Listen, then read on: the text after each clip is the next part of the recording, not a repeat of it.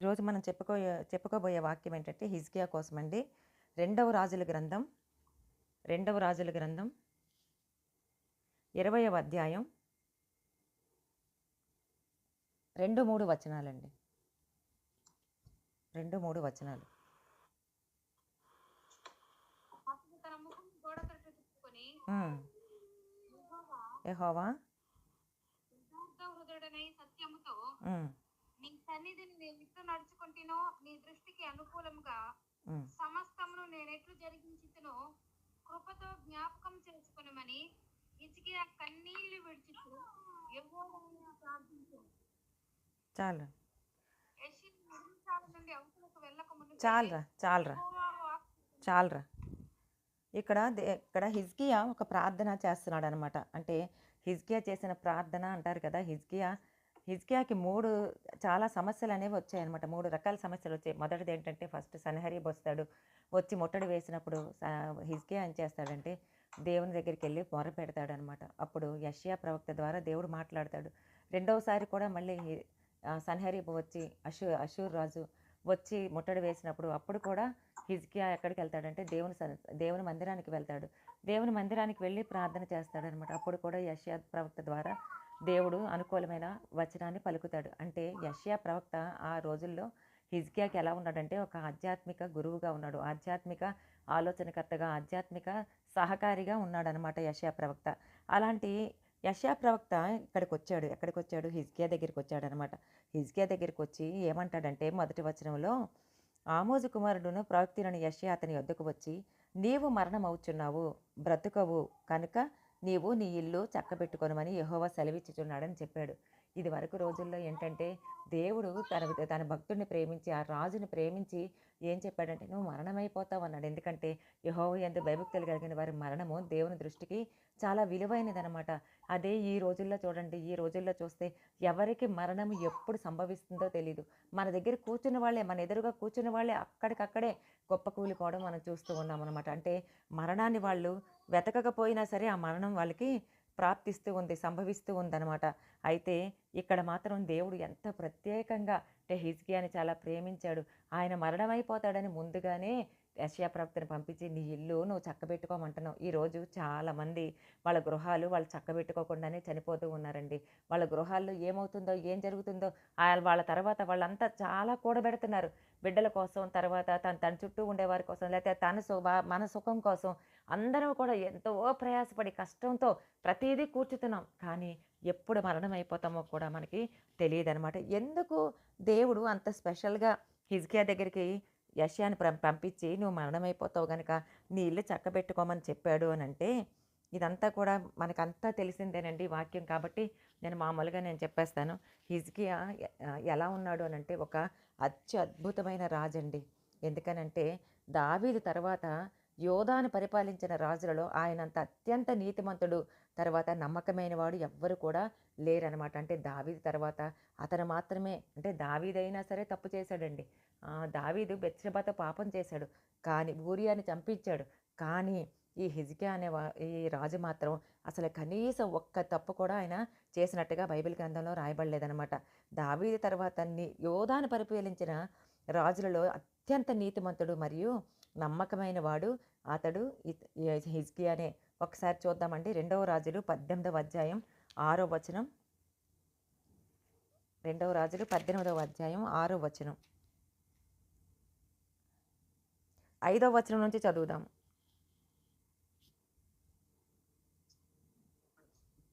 అతడు ఇశ్రాయేలు దేవుడైన ఉమ్, యెహోవా యందు విశ్వాసం ఉంచిన వాడు, ఉమ్, అతని తర్వాత వచ్చిన యూదా రాజులలోను, ఉమ్, అతని పూర్వీకులైన రాజులలోను ఉమ్, అతనితో సమానమైన వాడు ఒకడునూ లేడు. ఉమ్, అతడు యెహోవాతో హత్తుకొని ఉమ్, ఆయనను ఎంబడించుటలో ఉమ్, వెనుక తీయక ఉమ్, ఆయన మోసేకు ఆజ్ఞాపించిన ఆజ్ఞలన్నిటినీ గైకొనుచుండెను. 7 కూడా చదివారు. కావున యెహోవా అతనికి తోడుగా ఉండెను. ఉమ్, తాను వెళ్ళిన చోటనెల్లా అతడు బలము పొందెను. ఉమ్. అతడు అష్షూరు రాజునకు సేవ ఒరే చేయకుండా తాను వెళ్ళిన అతని చోటనెల్లా మీద అతడు తిరగబడెను. జయము పొందెను. ఇక్కడ చూసారా 5వ వచనంలో, 5వ వచనం నుండి ఎంత పాజిటివ్గా మాట్లాడుతున్నాడో. పరిశుద్ధాత్మ దేవుడు ఇక్కడ పాజిటివ్గా ఎంత బాగా రాయిపించాడు. ఏమంటే అతడు అంటే హిజ్కియా ఇశ్రాయేలీల దేవుడైన యెహోవా యందు విశ్వాసముంచినవాడు. ఎంత విశ్వాసముంచాడో! చాలా విశ్వాసం. అంటే ఇతను విశ్వాసి అని పెట్టబడింది అనంటే, అతని నమ్మకం ఏ స్థాయిలో ఉందో ఒకసారి మనం ఆలోచించొచ్చు. ఎందుకంటే అప్పట్లో అబ్రహాముకి మాత్రమే చెప్పబడింది. అబ్రహాము దేవుని నమ్మెను. అది అతనికి నీతిగా ఎంచబడెను.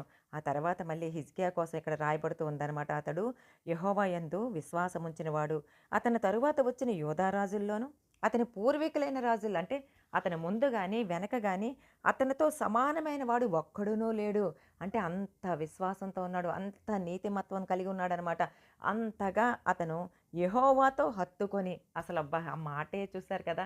హత్తుకోవడం అన్న మాట అక్కడ రాయబడింది అనంటే, ఆ మాట ఎంత ఉత్తమమైన మాటో.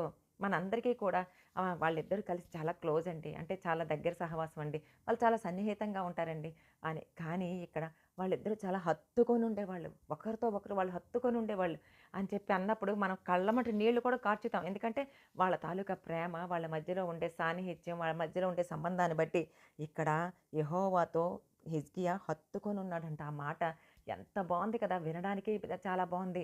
చదవడానికి కూడా చాలా బావుంది.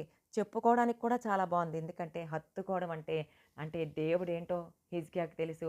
దేవుడంటే ఎంతో ఉన్నతమైన వాడని, ఎంతో గౌరవం కలిగిన వాడని, సార్వభౌమాధికారం కలిగిన వాడని, ఆయన అత్యున్నతుడని సమస్తము కూడా తెలిసిన వాడే యెహోవాను మాత్రమే హత్తుకున్నాడంటే. అలాంటి రాజు మామూలుగా అయితే ఎవరిని హత్తుకోవాలి? ఒక ఆలోచనాకర్తని హత్తుకోవాలి.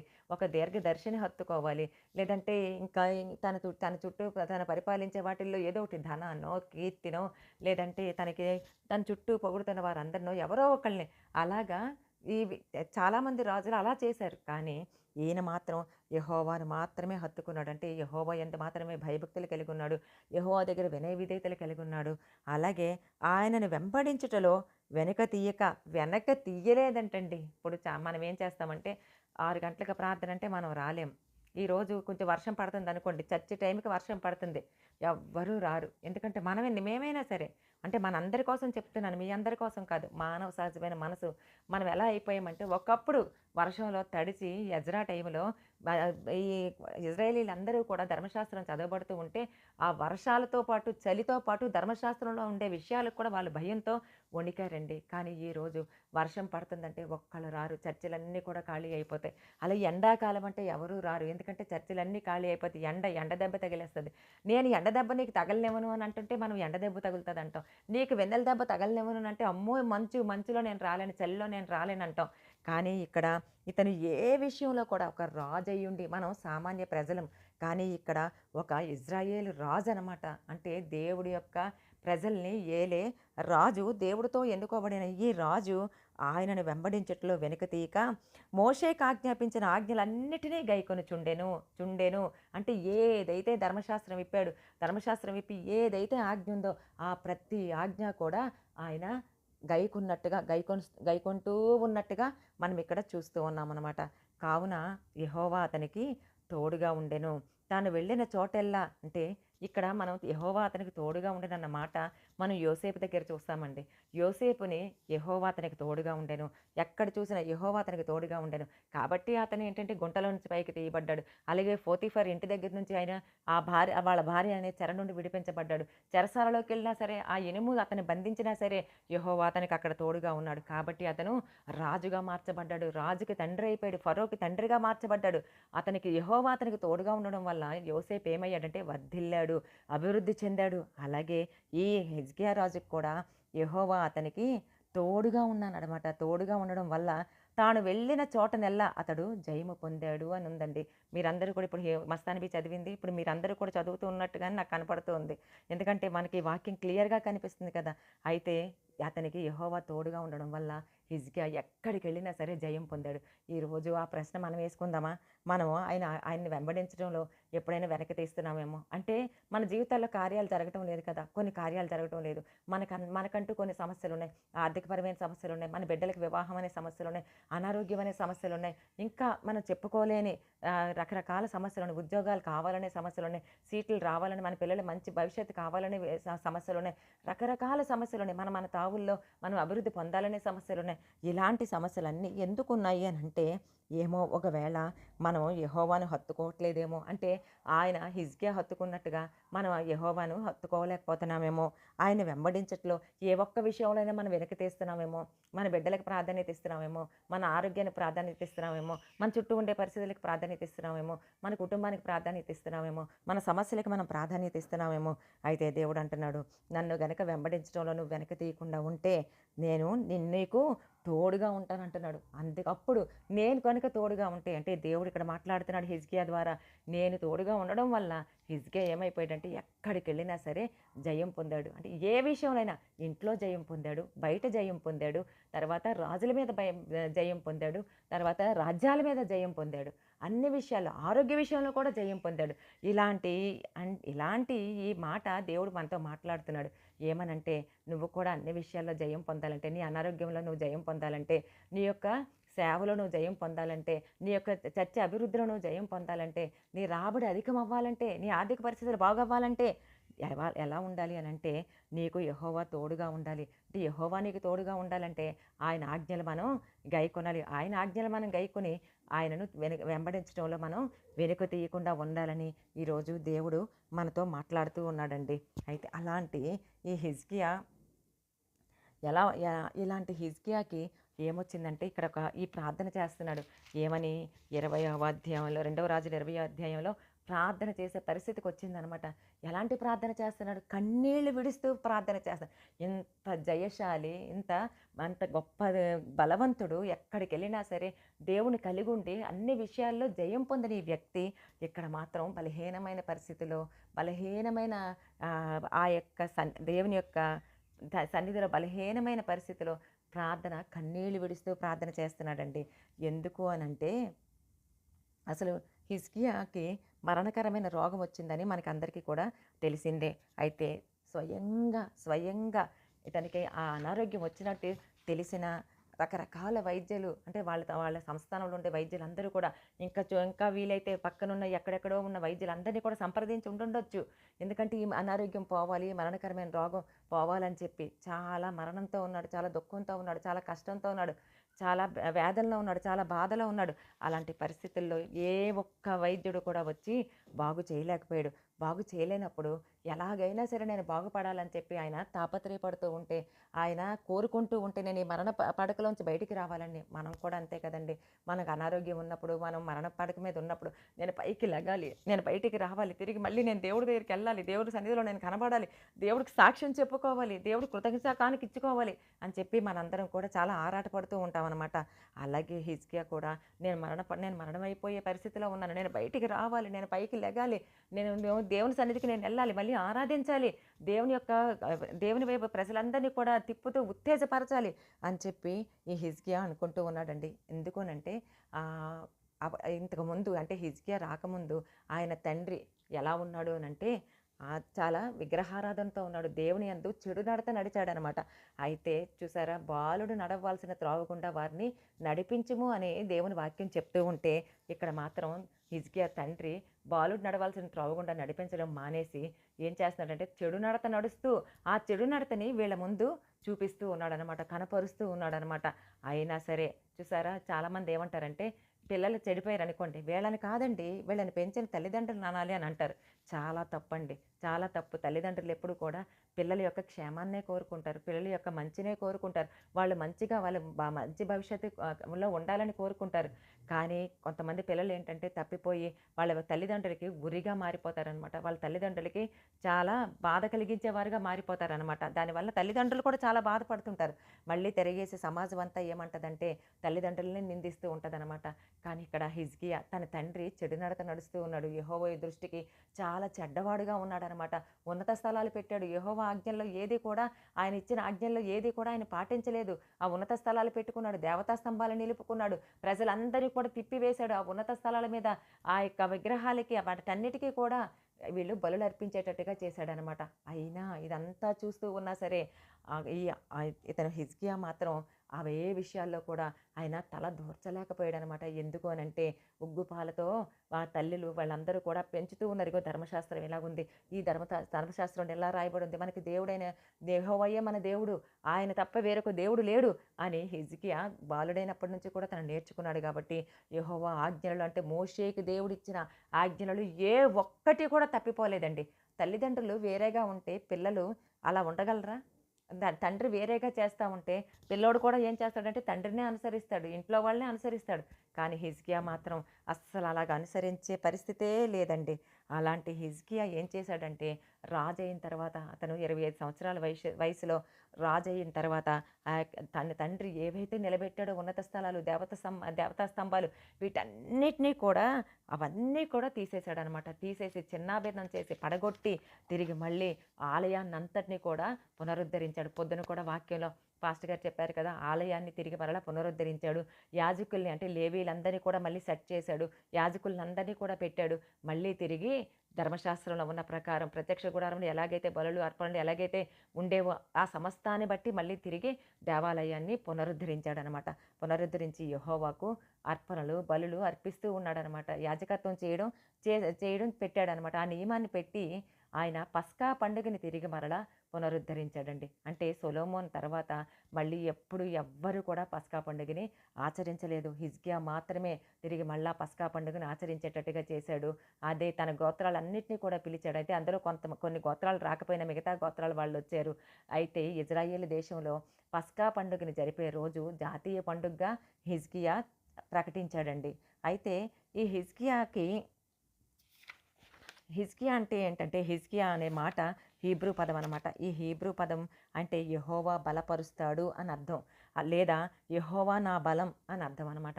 అందుకనే అంటే హిజ్కియాకి ఈ మాట హీబ్రూ మూలం నుండి వచ్చింది.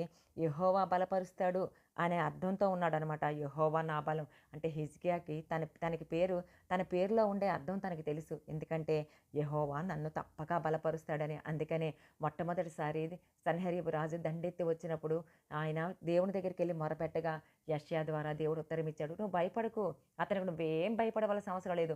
ఒక వదంతి నేను కలిగిస్తాను, ఆ వదంతి విని అతను వెళ్ళిపోతాడు అని అన్నాడు. అలాగే వెళ్ళిపోయాడండి. రెండోసారి కూడా వచ్చాడు. రెండోసారి వచ్చి రకరకాలుగా మాట్లాడుతున్నాడు, కించపరిచేటట్టు మాట్లాడుతుంటే లెటర్ కూడా పంపించాడు సన్హెరీబు రాజు. పంపించినప్పుడు ఆ ఉత్తరాన్ని తీసుకొని హిజ్కియా ఎక్కడికి వెళ్ళాడంటే బట్టలు చెప్పుకొని గోనెపట్ట కట్టుకొని ఆ యొక్క దేవుని మందిరంలోకి వెళ్ళి దాన్ని చదివాడండి. అదే మనమైతే ఎవరైనా లెటర్ ఇచ్చారనుకోండి, మనం ఇంట్లో పెడతాం, మన చుట్టాలందరికీ ఫోన్ చేస్తాం, మన సన్నిహితులందరికీ ఫోన్ చేస్తాం. ఇలా చేశారు, అలా చేశారని కొంతమందిని పోగేసుకుంటాం, కొంతమందికి ఆలోచన అడుగుతాం, ఏం చేయాలి ఇప్పుడు, ఎలా చేయాలి, ఇలాగ వాళ్ళు మాట్లాడుతూ ఉంటాం అన్నమాట మనం. కానీ హిజ్కియా మాత్రం అలా చెప్పలేదండి. ఏం చెప్పాడంటే ఆ లెటర్ని తీసుకొని అక్కడ దేవుని ఆలయానికి వెళ్ళి కొంతమందిని పంపించాడు. ఎక్కడికి? యెషయా ప్రవక్త దగ్గరికి పంపించి ఇదిగో దేవుని కోసం ఇలా మాట్లాడుతున్నాడు సన్హెరీబు, ఒకసారి యెషయా ప్రవక్త దగ్గరికి వెళ్ళి మీరు ఈ మాట చెప్పి రండి అని అంటే వాళ్ళు ఇంకా ఎంటర్ అవ్వడంతోనే యెషయా ప్రవక్త ఈ మాట చెప్తాడు. నువ్వు అతనికి ఏమీ భయపడవలసిన అవసరం లేదు. ఇదిగో నేను చేస్తాను, నేను పని చేస్తాను, నేను యుద్ధం చేస్తాను, నేను నిన్ను బలపరుస్తాను, నేనే నీ బలం అని చెప్పి యెషయా ద్వారా దేవుడు హిజ్కియాతో మాట్లాడతాడనమాట. మాట్లాడినప్పుడు అదంతా అక్కడ మీకు తెలిసిందే కదండి. రాత్రికి రాత్రి ఒక దూతను పంపించాడు దేవుడు. 185,000 సైన్యాన్ని హతమార్చినట్టుగా మనం చూడగలమనమాట. అంటే హిజ్కియాకి ఏదొచ్చినా సరే, ఏ ప్రాబ్లం వచ్చినా, ఏ యొక్క కష్టం వచ్చినా, ఏ నష్టం వాటిల్లినా ఇమ్మీడియట్‌గా ఎక్కడికి వెళ్ళిపోతాడు అని అంటే దేవుని సన్నిధికి వెళ్ళిపోతాడండి. అలాగే ఇక్కడ హిజ్కియా దేవుడు తనకు మరణకరమైన రోగం వచ్చినప్పుడు అతను ఏం చేస్తున్నాడంటే తనకి వాడుక కదా, ఏదైనా అంటే తనకి ఏదైనా కష్టం వచ్చినప్పుడు, ఏదైనా నష్టం వచ్చినప్పుడు ఇమ్మీడియట్‌గా దేవుని సన్నిధికి వెళ్ళడం హిజ్కియాకి అలవాటు. అలాగే తన మరణకరమైన ఈ రోగంలో ఉన్నప్పుడు హిజ్కియా ఏం చేస్తున్నాడంటే దేవుని కోసం ఎదురు చూస్తూ ఉన్నాడు. ఎందుకంటే యెషయాని పంపిస్తాడు. యెషయా తన యొక్క ఆధ్యాత్మిక ఆలోచనకర్త, ఆధ్యాత్మిక సహకారి గనక ఈ సహకారం తప్పకుండా నాకు అందిస్తాడు దేవుడు. ఎందుకంటే ఏ విషయంలో కూడా ఆయన తప్పిపోకుండా, ఏ విషయంలో కూడా పొల్లిపోకుండా ఖచ్చితంగా ఆయన దేవుని యందు భయభక్తులు నిలిపి దేవుని యొక్క ఆజ్ఞలు, కట్టడలు కూడా వివరిస్తూ లేతే ఆచరిస్తూ వస్తున్నాడనమాట. ఇంకొక మాట అండి, మోషే ద్వారా చేయబడిన ఆనాడు తాపకరమైన సర్పాలు వచ్చి కరుస్తూ ఉంటే ఇజ్రాయేలీల్ని దేవుడు చెప్పాడు కదా మోషేకి. ఏమని చెప్పాడు అనంటే, నువ్వు ఇత్తడి సర్పాన్ని చేసిన తర్వాత దాన్ని పైకెత్తితే ఎవరైతే ఆ సర్పాన్ని చూస్తారో వాళ్ళు బతుకుతారు అని అన్నారు. ఆ ఇత్తడి సర్పానికి వీళ్ళందరూ కూడా ఏం పేరు పెట్టారు తెలుసండి ఇశ్రాయేలీలు? నెహుష్టాన్ అనే పేరు పెట్టారండి. నెహుష్టాన్ అనే ఒక పేరు పెట్టి దానికి ప్రజలందరూ కూడా ధూపం వేస్తూ ఉంటే అది ఎందుకు చేయబడిందో తెలుసు. అలాంటి దానిని కూడా చిన్నాభిన్నం చేసి పొడిగా చేసేసాడండి హిజ్కియా. అయితే ఈ హిజ్కియాకి చాలా విషయాలు తెలుసు. ఏంటంటే యాకోబు మరణ భయంతో యబ్బోకి రేవు దగ్గర ఒంటరిగా మిగిలిపోయినప్పుడు ఆ మరణాన్ని తప్పించిన దేవుడు, ఇశ్రాయేలుగా పేరు మార్చిన దేవుని యొక్క ఔన్నత్యం హిజ్కియాకి తెలుసు. ఇవన్నీ విషయాలు దావీదు ఎట్రీతిగా తన యొక్క పితరుల దగ్గరికి అంటే సుఖంగా ఎట్రీతిగా దావీదు దేవునికి ఇష్టానుసారమైన వ్యక్తి. ఎలా అయితే దావీదు దేవుణ్ణి అనుసరించాడు ఇవన్నీ కూడా హిజ్కియాకి తెలుసు. వీటన్నిటిని బట్టి దేవుని బట్టి ధైర్యం తెచ్చుకున్నాడనమాట. దేవుని బట్టి అంటే తనకు తన్ను బలపరుచుకుంటూ ఉన్నాడనమాట. అయితే ఈ హిజ్కియా ఏ యెషయా ప్రవక్త వస్తాడు. వచ్చినప్పుడు దేవుడు నాతో మాట్లాడతాడు. దేవుడు నన్ను స్వస్థపరుస్తాడు. ఇంకా కొన్నాళ్ళు నన్ను బతికిస్తాడు. ఎందుకు ఆ మాట అనుకున్నాడు అనంటే హిజ్కియాకి అప్పటికి పిల్లలు లేరండి. పాస్టర్ గారు కూడా మార్నింగ్ చెప్పారు కదా! హిజ్కియాకి పిల్లలు లేరు. అతనికి అప్పుడు ఆ వయసులో 39 సంవత్సరాలనమాట. అయితే దావీదుకి ఒక మాట చెప్పాడు దేవుడు. నీ యొక్క సింహాసనం మీద ఖచ్చితంగా దీపం ఉండక మానదని సెలవిచ్చాడు. నా తరతరాలు కూడా నీకు ఆ సింహాసనం మీద ఒక రాజు ఉంటాడు ఖచ్చితంగా. ఆ రాజు వెళ్తాడు. అందులో నుంచి యేసుక్రీస్తు వంశావళి రావాలి కాబట్టి ఖచ్చితంగా ఇతనికి పిల్లలు అనేవాళ్ళు కావాలి.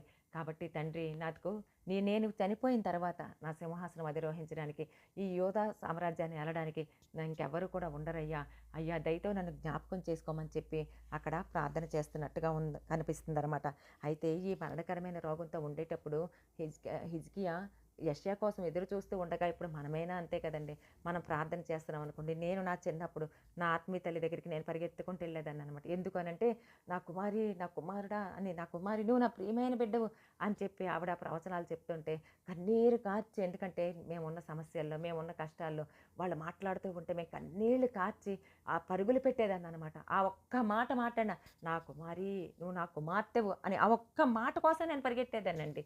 ఒక 10 కిలోమీటర్ల దూరంలోనమాట. అలాంటి పరిస్థితుల్లో అంటే దేవుని యొక్క మాట కోసం మనం ఎదురు చూస్తూ ఉంటామన్నమాట.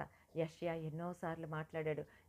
ఎందుకంటే అన్నీ మంచి పనులే చేశాడు కాబట్టి ఎప్పుడు కూడా పాజిటివ్గానే దేవుడు మాట్లాడాడు. పాజిటివ్గానే ఉన్నాడు. ఇంతటి గొప్ప వ్యక్తికి దేవుడు ఎందుకు అలాంటి మరణకరమైన రోగం ఎలా చేశాడు?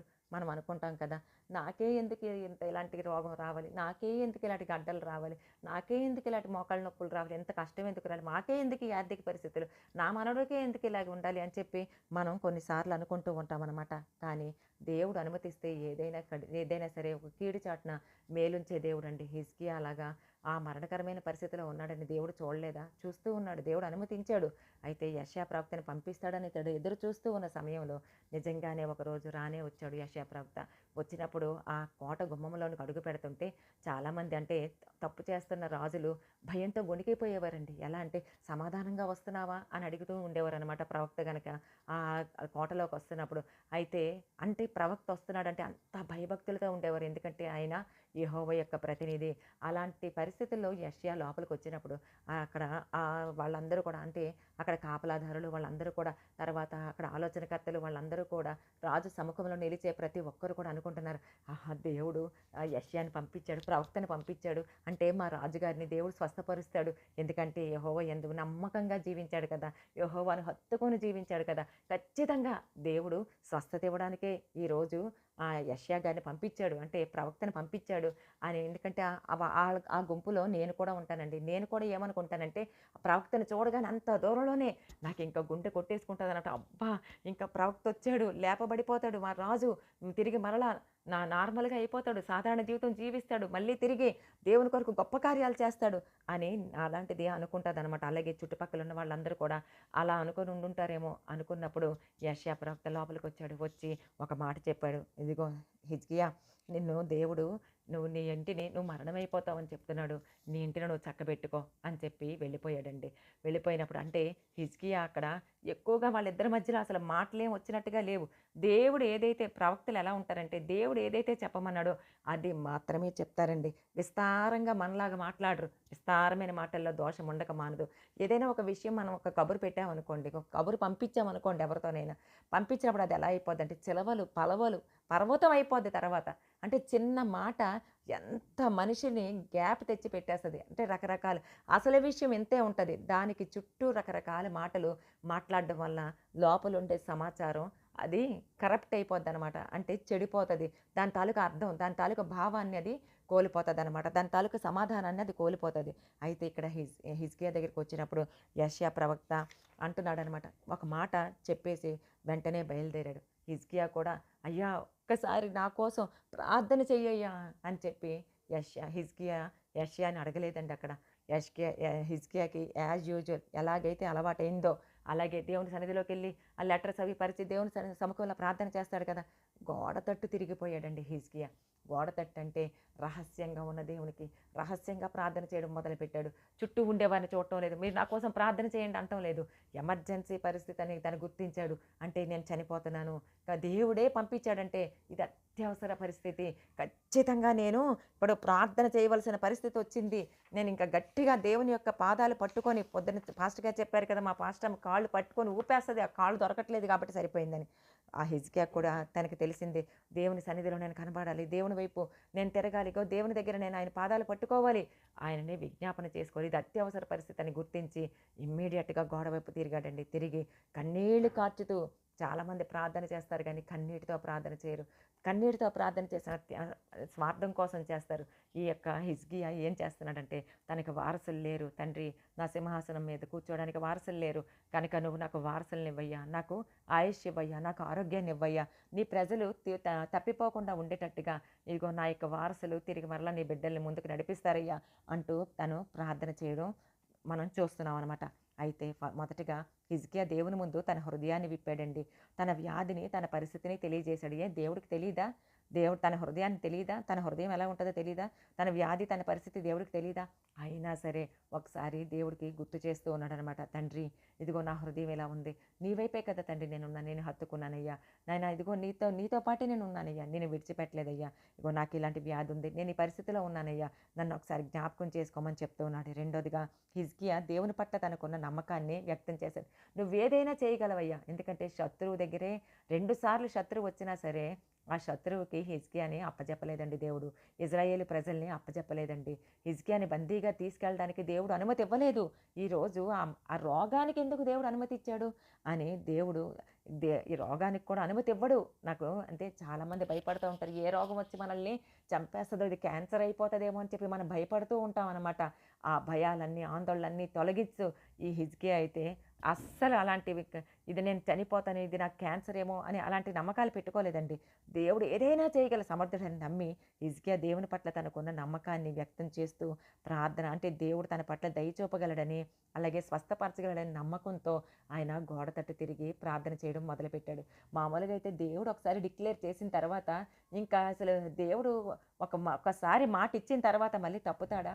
నువ్వు మరణమైపోతావు చక్కబెట్టుకోమని చెప్పేసిన తర్వాత కూడా ఎంత ధైర్యం ఉండాలండి, ఎంత గట్స్ ఉండాలి అసలు దేవుడి దగ్గరికి వెళ్ళడానికి, దేవుని సన్నిధిలో ప్రార్థన చేయడానికి. అసలు మనం చేయగలమా? అసలు ఎంత నమ్మకం ఉండాలి? అసలు విశ్వాసం వస్తుందా మనకి నమ్మకం వస్తుందా? ఒకవేళ మనం దేవుడి దగ్గరికి వెళ్ళినా ఏడ్చి ప్రార్థన చేస్తున్నా, ఒకవైపు నేను చచ్చిపోతానేమో, ఇది తగ్గదేమో, ఈ వ్యాధి తగ్గదేమో, ఇక్కడ నొప్పి వస్తుంటుంది బాబు, ఈ నొప్పి వస్తుందంటే ఇంకా పెద్దదైపోయిందేమో లోపల, ఒకసారి స్కానింగ్కి వెళ్ళాలేమో అంటే మన తాలూకా ఆలోచనలు అలాగుంటాయి. అంటే మనల్ని తప్పు పట్టడం లేదండి. హిజ్కియా ఇవన్నీ కూడా అధిగమించి తను దేవుడి దగ్గరికి వెళ్ళాడండి. నమ్మకం చూపిస్తూ ఉన్నాడనమాట. స్వస్థపరుస్తాడని చెప్పి నమ్మి అక్కడికి వెళ్ళాడనమాట. ఎస్తేరు చూడండి, మరణకరమైన శాసనం బయలు వెళ్ళినప్పటికీ కూడా ఎస్తేరు కానీ మొర్దెకై కానీ వాళ్ళ పోరాటాన్ని ఆపలేదండి. ఆపకుండా మరణం అయిపోతామని తెలిసి కూడా రాజు సముఖంలో నిలబడడానికి ఇష్టపడింది. అయితే దేవుడు ఊరుకున్నాడా? ఖచ్చితంగా దేవుడు యూదులకి న్యాయం చేశాడు. ఎస్తేర్ని హెచ్చించాడు, మొర్దెకైని హెచ్చించినట్టుగా మనం చూస్తూ ఉన్నాం అనమాట.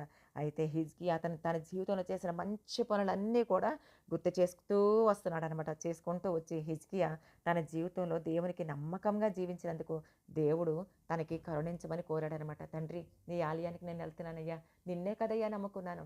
ఇదిగో మస్తాన్వి ఇలాంటి వాళ్ళు ఎలా ప్రార్థన చేస్తారు, ఇదిగో చిన్నప్పటి నుంచి నేను నమ్ముకున్నానయ్యా, నా తల్లిదండ్రులకి నేను దూరం అయిపోయానయ్యా, ఇగో నా భర్త కూడా ఇంకా మారలేదయ్యా, నా బిడ్డ మారలేదయ్యా, అయినా సరే నేను ఒక్కదాన్ని నీ సన్నిధిలో నేను ఎలాగ నిలబడ్డాను, నువ్వు ఒకసారి జ్ఞాపకం చేసుకోవయ్యా. మస్తాన్వికి ఉన్న పరిస్థితులు వెనక చాలా పరిస్థితులు ఉన్నాయి, అయినా సరే ఆ అమ్మాయి ఎప్పుడు నవ్వుతూనే ఉంటుంది, ఎప్పుడు కూడా గలగలలాడుతూనే ఉంటుంది, గట్టిగా ప్రార్థన చేస్తుంది, గట్టిగా పాటలు పాడుతుంది, దేవుని స్తుతించడంలో ముందు ఉంటుంది. అలాంటి అంటే మస్తాన్వి కోసం నేను ఎగ్జాంపుల్ చెప్తున్నానంతే. అలాగా నమ్మకంగా జీవించాను కదయ్యా, కాబట్టి నన్ను కరుణించయ్యా అని చెప్పి ధైర్యంగా దేవుడి దగ్గర వేడుకుంటున్నాడు అనమాట. నాలుగోదిగా కృపతో నన్ను జ్ఞాపకం చేసుకోమన్నాడు. దేవుని యొక్క కృపలో సమస్తము సాధ్యమేనండి. దేవుని కృప ఉంటే అక్కడ ఖచ్చితంగా ఏ పనైనా సరే జరిగిపోవలసిందే, జరగవలసిందే. కృపతో ఆయన కృప కోసం వేడుకునే వారిలో సంతసించే దేవుడు అని చెప్పి మనం వాక్యం చదువుతూ ఉన్నాం. ఎవరైతే ఆయన కృప కోసం వేడుకుంటారో దేవుడు సంతోషిస్తాడండి. ఆయన సంతోషించాడంటే మనకి అన్ని పనులు కూడా సక్సెస్ అయిపోయినట్టేనమాట. మనం విజయం సాధించినట్టే. ఇక్కడ హిజ్కియా దేవుని మనసెరిగిన వాడు గనక కృపతో జ్ఞాపకం చేసుకోమని చెప్తున్నాడండి. అయితే హిజ్కియా అనుకున్నాడు, యెహోవా తప్పక బలపరుస్తాడు, యెహోవాయే నా బలమని నమ్మాడు కాబట్టి యథార్థవంతుడైన దేవుని పాదాల దగ్గర కన్నీళ్లు విడిచాడండి. మనమేమంటే డాక్టర్ల దగ్గర కన్నీళ్లు కారుస్తాం, లేదంటే పక్కింటోళ్ళ దగ్గర కన్నీరు కారుస్తాం, మనకి సన్నిహితుల దగ్గర కన్నీరు కారుస్తాం, మన సహవాసంలో కన్నీరు కారుస్తాం. కానీ హిజ్కియా అయితే దేవుని పాదాల దగ్గర కన్నీళ్లు కార్చాడు. ఆ ప్రార్థనకి దేవుడు తిరిగి ప్రవక్తని మళ్ళీ వెనక్కి తిరిగి పంపించి ఏ కోరికతో అంటే యెషయా ప్రవక్త వస్తాడు, యెషయా ప్రవక్త ద్వారా దేవుడు నా కోరికను తీర్చుతాడు, నన్ను స్వస్థపరుస్తాడు, ఈ మరణకరమైన రోగం నుండి నన్ను విడిపిస్తాడు అని హిజ్కియా ఏ ప్రవక్త కోసం అయితే ఎదురు చూశాడో మళ్ళీ అదే ప్రవక్తని దేవుడు హిజ్కియా దగ్గరికి పంపించాడండి. పంపించి అన్నాడు, నీకు 15 సంవత్సరాల ఆయుష్నిస్తున్నానని చెప్పి నువ్వు అంజూరపు ఈ ఆకుల్ని ముద్దగా చేసి పెట్టుకోమని దేవుడు మళ్ళీ అతనికి చెప్పినట్టుగా మనం చూడగలం. అలాగే హిజ్కియా కోసం ఏకంగా కొన్ని గంటల్నే 12 గంటల్ని సృష్టిలో వెనక్కి తిప్పడం కూడా మనం చూడగలం. అంటే ఎంత అద్భుతం చేశాడు చూడండి. మన జీవితంలో కూడా దేవుడు అద్భుతాలు చేయాలని ఆశపడుతూ ఉన్నాడండి. సృష్టినే శాసించే దేవుడండి, మన శరీరాన్ని శాసించే దేవుడండి. మనం నిర్మించిన రీతి ఆయనకి తెలిసే ఉన్నది. మన జీవితంలో ఏదేదైతే కొదువుగా ఉందో ఆ సమస్తం ఆయనకి తెలుసు. ఆయన్ని హత్తుకొని ఉంటే, ఆయన్ని వెంబడిస్తే, ఆయనని ఆజ్ఞలలో మనం ఏది కూడా తప్పిపోకుండా ఆయనని మనం అనుసరిస్తూ ఉంటే, యథార్థమైన మనసుతో నిండు మనసుతో ఆయనను మనం హత్తుకుంటే, ఆయన కృప కొరకు మనం వేడుకుంటే ఖచ్చితంగా మన జీవితంలో కూడా విలువైన గొప్ప కార్యాలు, ఇంతకు మునుపెన్నడూ చూడని అద్భుత కార్యాలు మనం చూడడానికి దేవుడు అవకాశం ఇస్తాడండి. దేవుడు ఈ వాక్యం దీవించునుగాక. ఆమేన్, ఆమేన్, ఆమేన్.